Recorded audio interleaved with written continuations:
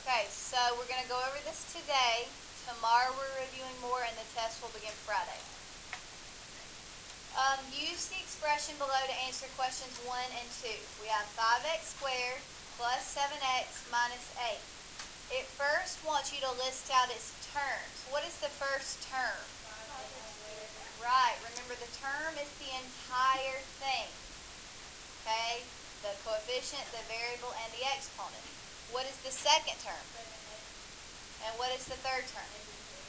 Right. Okay, the factors of 5x squared are 5 times x times x. So what would the factors of 7x be? Right? And then 8, or negative 8 is just a constant, so we're just going to write negative 8. Okay, coefficients. What's the coefficient of this term? What's the coefficient of this term? What's the coefficient of this one? Right, that's not a coefficient, that's a constant. What's the constant of 5x squared? Right. What's the constant of 7x? What's the constant of negative 8? Right. Remember, a coefficient is the number with a variable. A constant is the number without a variable. The expression above is a polynomial. Classify the polynomial by degree and number of terms. Right. Quadratic has degree 2. The highest exponent up there is a 2. That makes it quadratic. And then it has 1, 2, 3 terms, which makes it trinomial. Okay, for questions 3 through 8, write an expression or equation to represent the situation. 9 more than 3 times a given number. Okay, well, Kate, what does more mean? Right. Okay, where does the 9 go? Before or after it? Right. Because if the 9 is more than something, don't you need to know what it's more than? And so whatever it's more than will go in the front. What is it more than? 3. Right. You can put 3 in or 3x, whatever you choose. 3 times a number plus 9. Okay, what about 3 less than 4 times a number? Okay,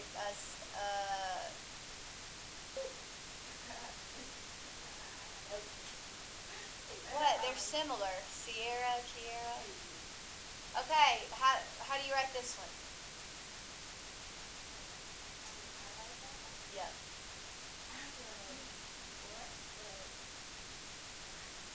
Very good. That's fine. It doesn't matter what variable you use. Okay, number 5. 3 times the difference of x and y increased by 15. Okay, Peyton. Okay, that is the difference of x and y. Hold on.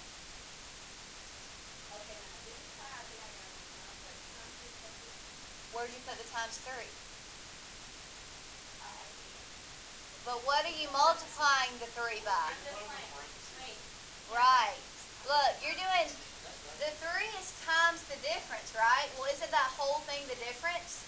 So to show that you multiply 3 by the whole thing, you put it in parentheses. And that lets you know you're doing 3 times the difference of those numbers.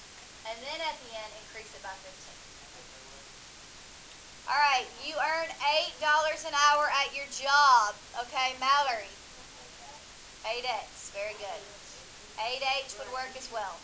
Number 7, 5 more than twice John's age. Okay, Kiera.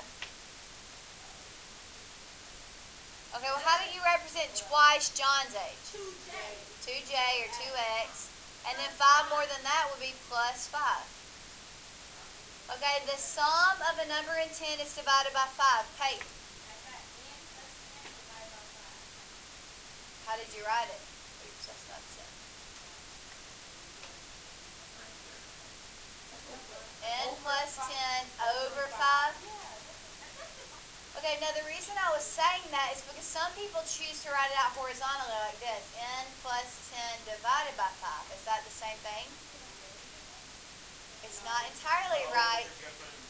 Right. Currently, only the 10 is being divided by 5. To show that you want the n plus 10 divided by 5, you put in parentheses. Kind of like up here, we had to put parentheses to show that both of those would be multiplied by 3. All right, number 9. Translate translate the algebraic expression to a verbal expression, how would you write this in words? 5 times. I went by what they did up here. Like, look up here. 3 times the difference of x and y. Isn't that the same thing? 5 times the difference of x and 4.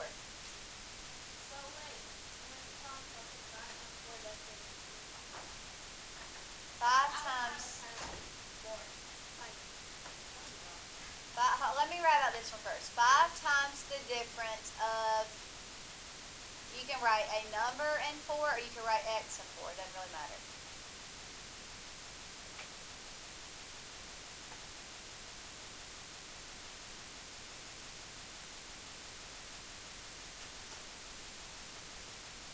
Okay.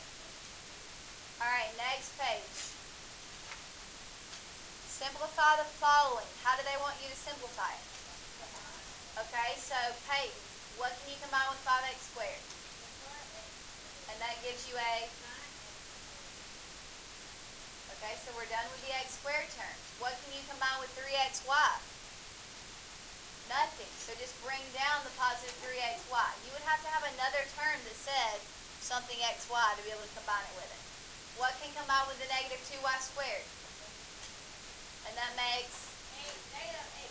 Right. Since there are two different variables in this expression, we're not going to name it and we're not going to put it in standard form. Number 13. What should I do first, Kiera?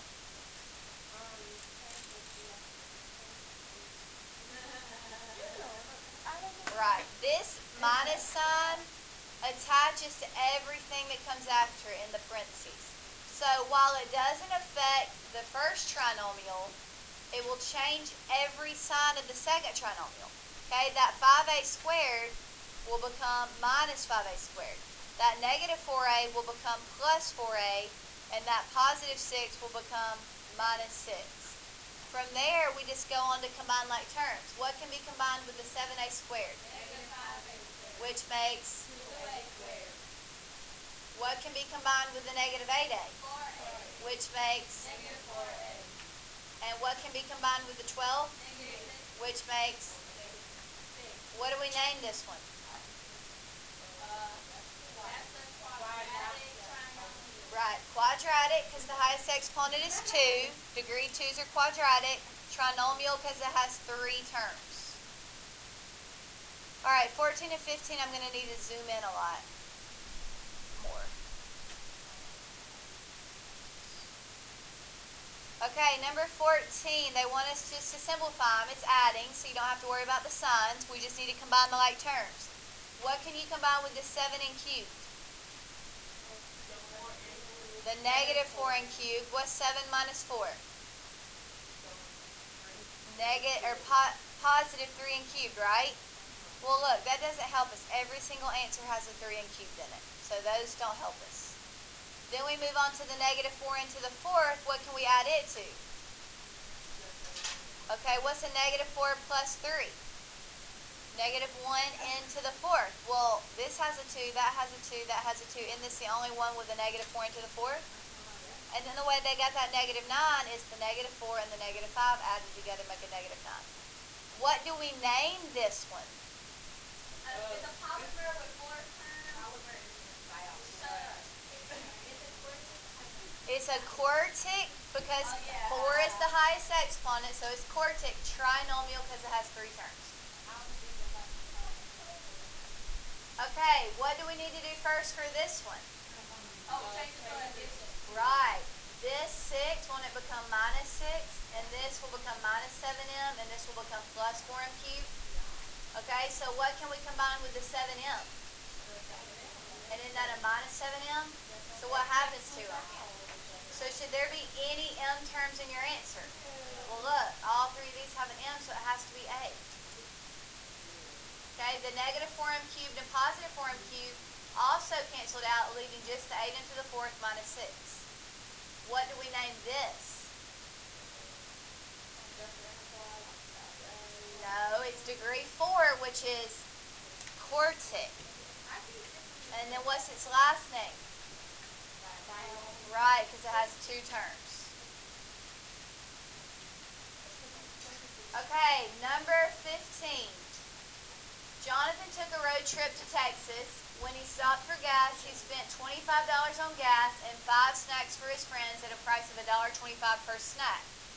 To determine his cost, he came up with the following equation. 25 plus 1.25s, where s is equal to the number of snacks he purchased. What does 1.25s represent? The price per snack. The price per snack.